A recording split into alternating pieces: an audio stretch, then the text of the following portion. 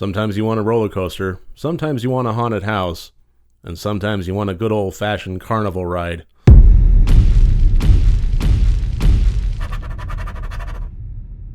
Hello and welcome to Rotted Review of the Day, and today I am taking a look at the 2019 movie DeadTectives. This was a Shudder exclusive, and that's where I happened to catch it last night. It was on Shudder. I was scrolling through, trying to find a movie to review, and I saw a summary of this one, and honestly, any movie that starts with the summary of a haunted house is going to grab my attention. It's one of my favorite subgenres of horror films, is the good old haunted house trope. So immediately I was, kind of captured by it, and then, I don't know, something about it just kind of looked aesthetically pleasing, and I decided to click play, and boy, am I glad that I did. This was a stupid amount of fun, and that's really the name of the game with this film. This was written and directed by Tony West, and this is his first full-length motion picture. His writing credits include several episodes of The Soup, and I think that level of biting comedic humor is present front and center in this film. But make no mistake, there is plenty of horror elements here as well. If I were to describe this with a one-line synopsis, I would say that this is an adult, full horror, live-action Scooby-Doo movie. This has a lot of comedy and horror elements to it, but neither one detracts from the other. I was having some difficulty yesterday in my review of Return to Horror Hotel that I didn't like the comedic elements present there, and ultimately, I was kind of saying that I was struggling with myself whether or not I liked lowbrow, gross-out humor in my horror films. And I think ultimately what it comes down to, I think the conclusion I reached yesterday as well as this really solidified it, is lowbrow, gross-out humor in general, beyond horror, is a difficult thing to pull off well. Usually the acting performances are really stilted and they have trouble remembering the lines, and the production quality is really, it's the lowest common denominator, and that tends to show throughout the entirety of the production value. If we look at the Farrelly Brothers movies, the whole gamut of those, that's pretty much the entire range of lowbrow, gross-out humor throughout, and it's also a huge range of quality. So I think it's such a subtle, deft hand kind of thing that to do it well is actually more difficult than it seems, and it's often not done well in horror.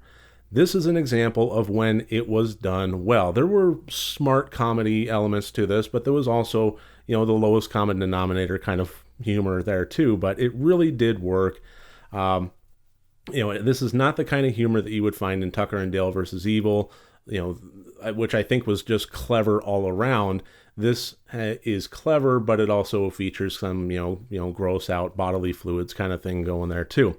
But make no mistake, like I said earlier, the horror elements are present. This actually gave me several little jump moments to it. I wouldn't say anything that really fully scared me, and I wasn't kept up at night, but it did, oh, geez. The body effects and the gore and all of that are here. And it makes for just a complete Mr. Toad's Wild Ride of a movie. I loved it. And I'm going to go ahead and throw up the categories here. As always, 4 different categories, each one worth up to 25 points for a total possible score of 100 points. And this movie followed the character of Sam Whitner, who is a television paranormal investigator. He likes to go out there and help people. And by helping people, I mean he likes to go out there with his crew of Kate, Lloyd, and Javier and put on a show. He'll have special effects and all sorts of, string on a, book thrown across the room kind of trickery, voice manipulators, that kind of thing, to basically introduce paranormal elements into the scene so that he can then exorcise them, thereby helping the person out and getting himself some ratings. So he's a fraud through and through, as well as everybody else on his crew. Only his fiancée, Kate, seems to have an issue with it, and she's kind of about ready to jump ship. It just doesn't sit right with her that they're telling these people that they're helping them, and all they're doing is just putting on a show. Regardless, their ratings are slipping. After so many years, they are given one last chance. They say that, they have one episode left in them. Otherwise, they're canceled. They have this to turn it around. And they are being sent to the most haunted house in Mexico to investigate and try and help the people that own the house. And of course, they decide, their mindset is to go there and take everything that they've been doing as far as the fraudulent special effects and so forth and just ramp it up, get to the extreme, give the audience a reason to keep them on the air. And that's the mindset, in which they walk through the door. And of course, paranormal stuff is actually here this time, thereby battling them out. And there were several elements of this within the plot that I actually think worked really well. Most notably, just this little device that they had where their special effects technician, instead of the old person that they've been using, is a half psychotic one that the studio provides. And, they don't have a working relationship with him yet. They barely get him to say 2 words. And so all this paranormal stuff is happening around them. They start witnessing, and they basically just figure, oh, it's Sam gone to muck with his, stupid special effects again. So it takes a while for it to really kind of gel with them, what's actually going on. And I think that really worked with the comedy, as well as ramping up the horror. There were 2 major things that really surprised me about this movie. First of which is the acting performances. This was kind of cheesy, and the dialogue that was written for them was very unrealistic. However, it was delivered very fluidly. It had a very natural conversational flow in the way that the actors presented it, and the interactions that they had with one another and the chemistry that they had, it really, really worked. So you had this very odd dialogue that never would be actually said in the real world in a million years, but it was delivered well and it sold the performances. So it actually added to the comedy instead of detracting from it. And the other thing I was really surprised about was the production value quality. I had never heard of this film before. I had never heard of any of the people starring in it. Typically when you kind of get that and you get a low budget, you have the whole movie suffer as a result.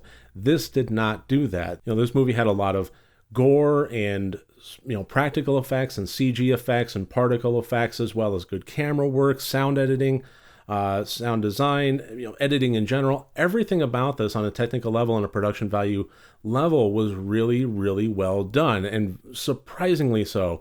I really couldn't see a whole lot of the man behind the curtain pulling the strings or any of those elements to it. I just was very flabbergasted at the quality of the movie presented to me for what it was. If I had a complaint about this movie, I would say that between the second and third acts, there is a bit of a lull. It just required a little bit of a trim there to kind of keep the pacing on point.